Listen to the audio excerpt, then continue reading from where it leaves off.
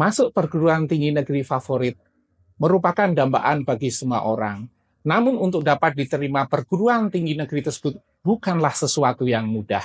Saya mempunyai strategi yang jitu yang dapat 100% menjamin masuk perguruan tinggi negeri tersebut. Mau tahu bagaimana caranya? Ikuti video ini. Halo Sobat SB, saya Haryo Tinmar. Selamat datang di channel Sukses Bahagia yang akan membahas seputar parenting dan living, yang akan membantu Sobat SB untuk meraih sukses dan bahagia. Mengapa perguruan tinggi negeri favorit? Karena yang pertama, perguruan tinggi negeri favorit pada umumnya memiliki kualitas yang baik. Yang kedua, memiliki jaringan alumni yang kuat, sehingga diharapkan para lulusan akan dapat bekerja dengan mudah. Yang ketiga, biayanya relatif murah. Mana saja perguruan tinggi negeri favorit? Ada beberapa lembaga yang mengukur atau menilai perguruan tinggi negeri tersebut. Yang pertama, Webometrics. Ini hubungannya dengan dunia maya, yaitu sampai seberapa jauh website daripada perguruan tinggi negeri tersebut dikutip oleh situs-situs lainnya.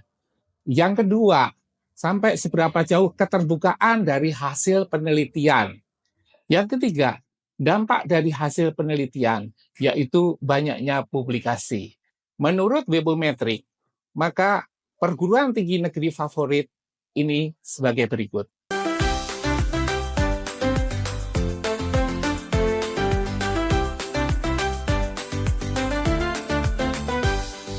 Lembaga yang kedua ini adalah QSWUR. Nah, ini dari lembaga ini akan menilai PTN dari segi kualitas pengajaran, yang kedua persepsi dari para pengusaha, yang ketiga rasio dosen mahasiswa, yang keempat sampai seberapa jauh hasil penelitian PTN tersebut dikutip di berbagai literatur, yang kelima adalah sampai seberapa jauh universitas tersebut dapat menarik akademisi asing ataupun student internasional. Berdasarkan QSWUR, PTN favorit sebagai berikut.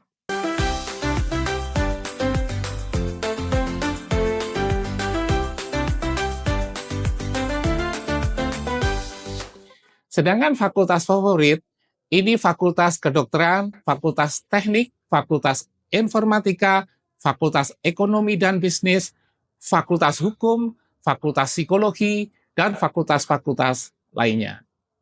Ada dua jalur masuk perguruan tinggi negeri di Indonesia. Yang pertama adalah jalur melalui tes atau sering disebut dengan SNBT atau Seleksi Nasional Berdasarkan Tes. Yang kedua adalah tanpa tes atau sering disebut dengan SNBP atau Seleksi Nasional Berdasarkan Prestasi. Untuk tes, ini ada dua. Ada tes yang dilakukan bersama-sama dengan berbagai universitas. Yang kedua juga ada tes yang mandiri yang dilakukan oleh masing-masing universitas.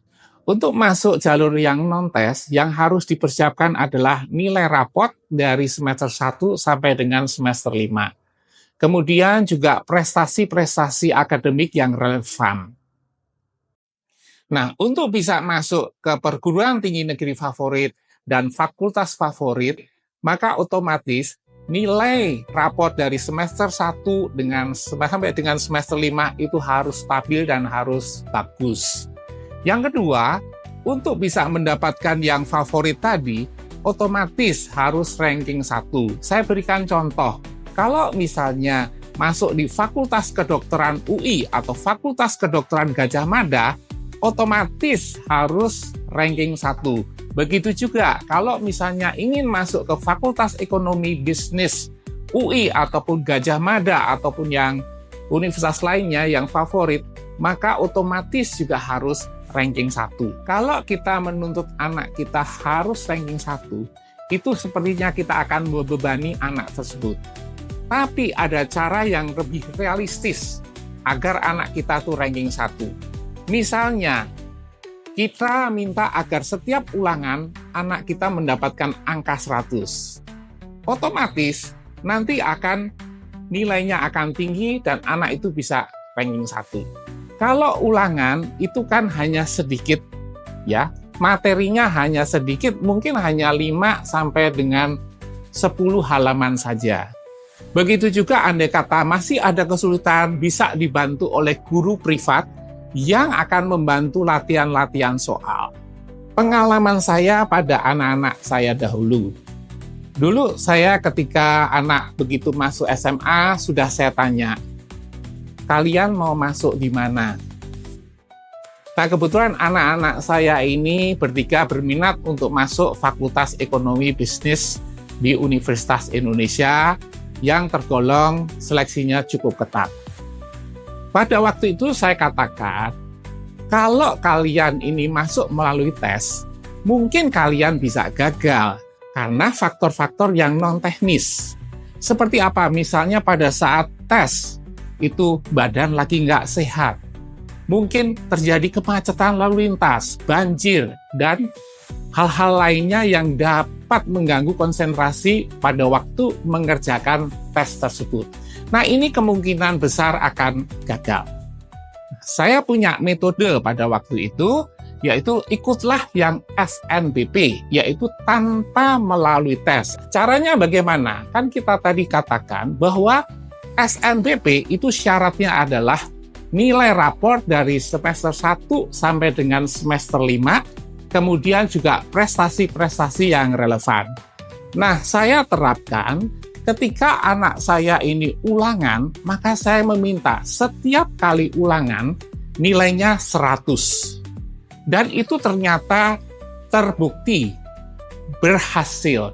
Jadi anak-anak dengan target 100 tadi otomatis bisa angka 100 ataupun mungkin hanya 95 atau 96. Otomatis nilainya itu tinggi dan anak-anak ranking 1, sehingga ketika masuk SNBP, 3 anak tersebut sukses diterima tanpa melalui tes.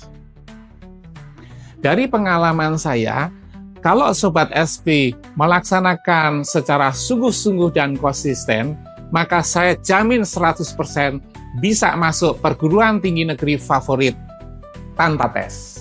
Segala sesuatu, jika dilakukan secara bertahap dan dilakukan dengan sebaik-baiknya, maka akan memperoleh hasil yang optimal. Nah, itulah pengalaman saya. Kalau Sobat SB mempunyai pengalaman lain, silahkan berkomentar di sini agar kita bisa diskusi lebih lanjut. Sukses bahagia berbagi cerita, sukses bahagia bersama keluarga, sukses bahagia di sini tempatnya.